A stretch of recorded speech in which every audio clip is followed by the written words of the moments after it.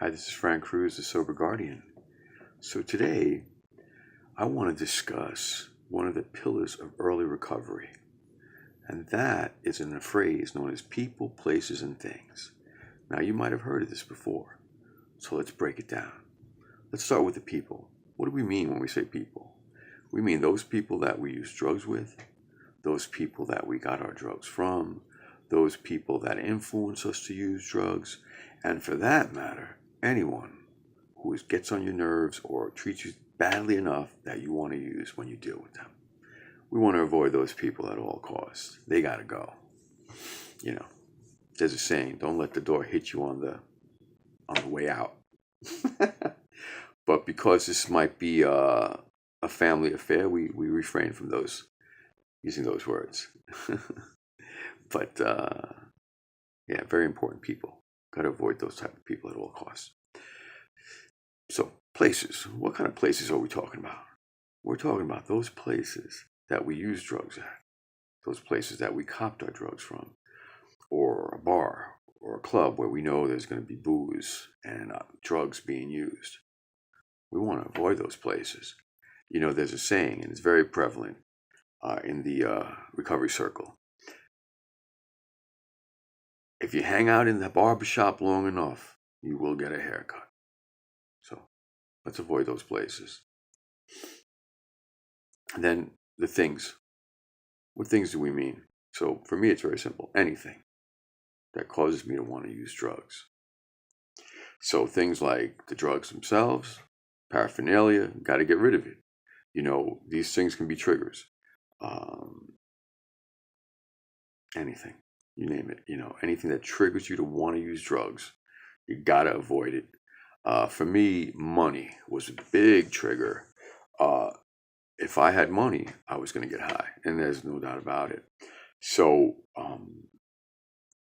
I was fortunate enough to have my mother with me at the time, and I gave her all of my money, every bit of it. Like, I didn't have any of it, and the only time I would get it from her is if I needed it to get to work, or I needed it to, you know, travel from this place to another. But really, it was just the bare minimum to just get there, and that happened for a few months. But finally, you know, within 6 months, I was able to finally have the money and not use drugs, not cop drugs.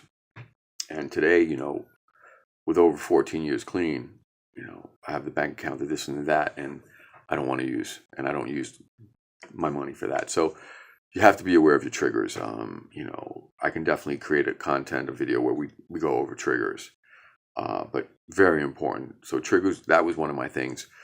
Certain people were triggers, things, places, triggers. You know, wherever I used to cop, that if I walked past a place that I used to cop, I used to trigger. It used to trigger me. I remember. Check this out. Check out this trigger. I'm sitting in a meeting, and I won't say what kind of meeting it is because, you know,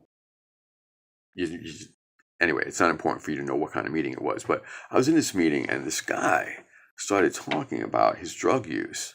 And man, the guy was so explicit about every last detail and how he did it and what and all this other stuff that I left there, and I went and I got high.